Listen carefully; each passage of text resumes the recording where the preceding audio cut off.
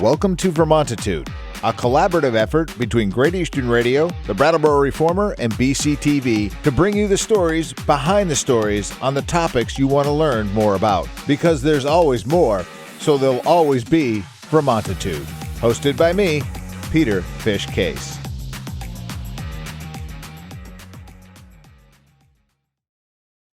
Welcome to Vermontitude. Episodes drop each Tuesday and can be found by going to vermontitude.com, the Brattleboro Reformer, or the BCTV websites. We come to you from the Flat Street Innovation Box Studios, typically, not today. Today we are zooming in because of a snowstorm. But Vermontitude is done in collaboration with Great Eastern Radio, the Brattleboro Reformer, and BCTV. I'm Peter Fish Case.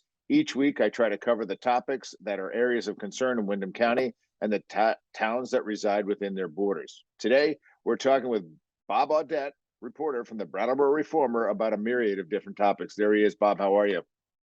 Good morning. Good morning. All right, let's get into it. Thanks for jumping on. I know that we had to kind of drop back 10 and punt a little bit today and do Zoom, but hey, at least we have that technology. Let's get right into it with Kevin Parker. This was a case that was kind of a long time coming. 6 years. Yeah. Maybe more than 6 years, actually. All right. And give us some of the details about the who, what, where, when, and why. Kevin Parker and Kirby Stibe, lived on Gilfeather Road in Wardsboro, knew each other for, I think, Kevin moved there 17 years before the shooting. So he would have been maybe 1999 when he moved to Gilfeather Road. The Stibes had a home on that road. Their family had a home on that road all their lives. Both those homes have been sold, by the way, since the shooting. But Kirby and Kevin, it was almost, I'd like to think it was sort of like a Hatfield and McCoy thing, but it was more, just seemed like a pretty petty running argument with neighbors who just couldn't seem to leave each other alone, calling each other's names. And Kevin would put up signs, really nasty signs, yell at Kirby's parents. Kirby had a draft horse that used to get out of its paddock all the time and wander around the neighborhood and poop on people's lawns. And Kevin was always complaining that the horse was in the road and he was going to hit it with his new truck. And Kevin had a parking lot that Kirby used to use that came with permission from the prior owner, and Kevin let Kirby use that parking lot for construction equipment, and they had some kind of falling out and he kicked them off. And Kirby had a truck that had a backup beeper on it that bothered Kevin. Wow. One day in, so what was this, 6 years ago? So what is that, 2016, I guess, is when the shooting happened. Yeah. Kirby was out cleaning up Pete, the draft horse's poop, up on a neighbor's lawn, and Kevin was out walking his dogs. Kevin said Kirby pulled a pistol on him and Kevin shot him dead. Just crazy. But you know what's a little bit more nuts is how long it took to get to this. But now, in fairness, there was a pandemic in the middle of all that. And also this, this now proposed $6 million IT proposal to our court system also factored in. So tell us how that works in. Well, I'm kind of surprised that they didn't have a trial before COVID, right? That's 2020 when we went into lockdown. Right. And so that was, basically 3 years after the shooting. I think that there was a lot of problems getting depositions, and they were trying to get Kevin to take a plea deal and he wouldn't. And then COVID happened and all trials were put on hold for a year, at least a year.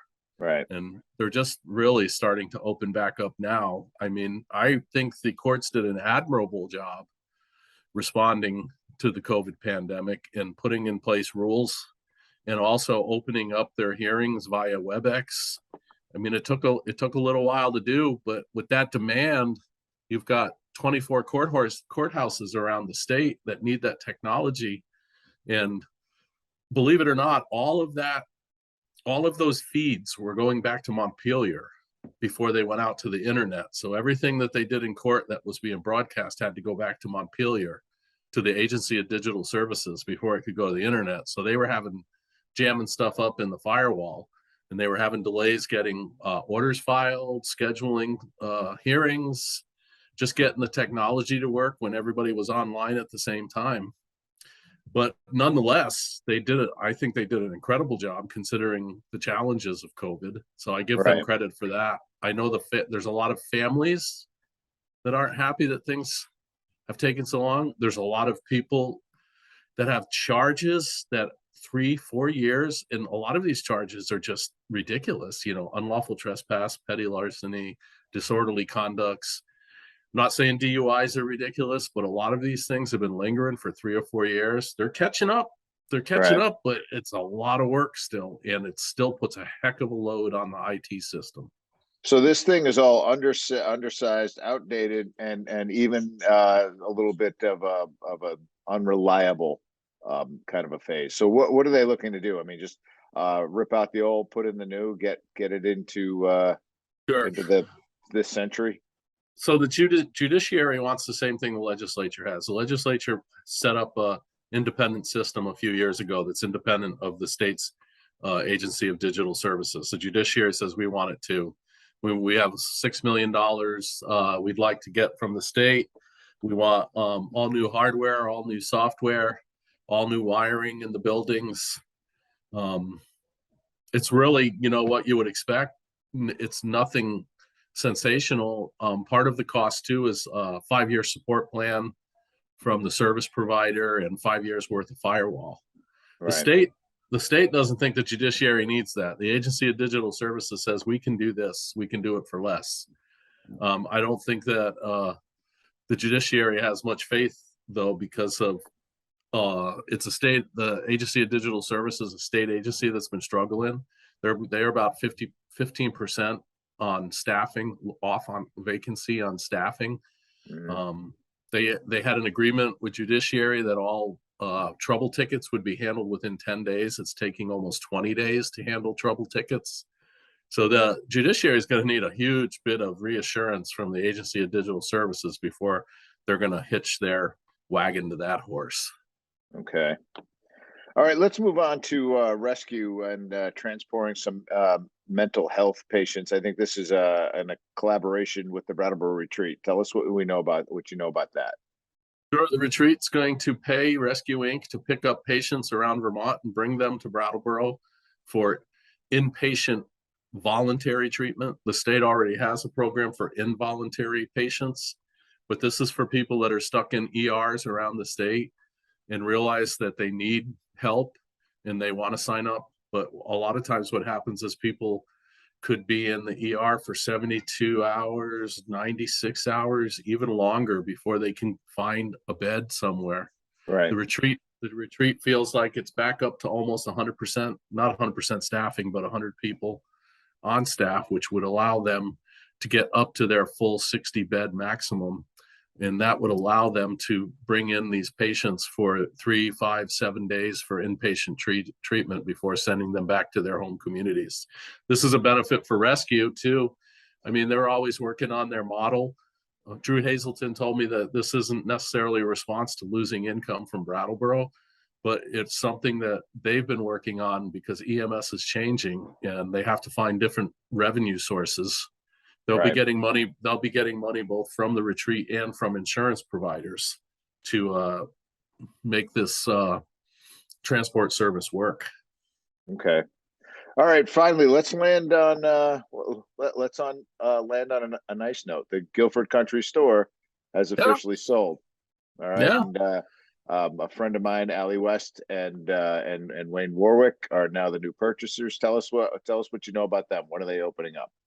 I stopped in on Saturday and they had that place tore apart. They're repainting and redoing the whole place. I think when they're done, people aren't going to see much difference as far as the feel and the look. Right. From the Tessitories really did a wonderful job for 10 years. They really did. Decided they decided it's time to go to retire and spend more time with their kids.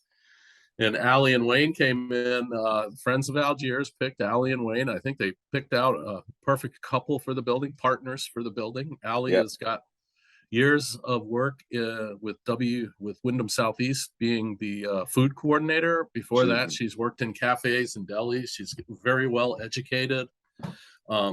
Wayne is an IT guy, so he kind of got snaked in with Allie. They've been friends since high school. They both went to BUHS, left Brattleboro for 10, 15 years before coming back, which is a truth with a lot of, people 18, 20 years old, they leave. A lot of them come back, and Allie and Wayne both said they couldn't wait to come back. They traveled all over the United States, and they're so excited to open the Guilford Country Store and carry on in the Tessitore's legacy and maybe offer a lot of new things as well. Yeah, I'm looking forward to the store where the Tessitore's had it. I would frequent the establishment. I'm really looking forward to continuing to frequent the establishment. Bob Audette, thanks for jumping on Vermontitude on this snowy Monday. Take care. You're welcome, man. Love All talking right. with you. Love sharing information with the readers and the listeners. Thanks, man. We appreciate it.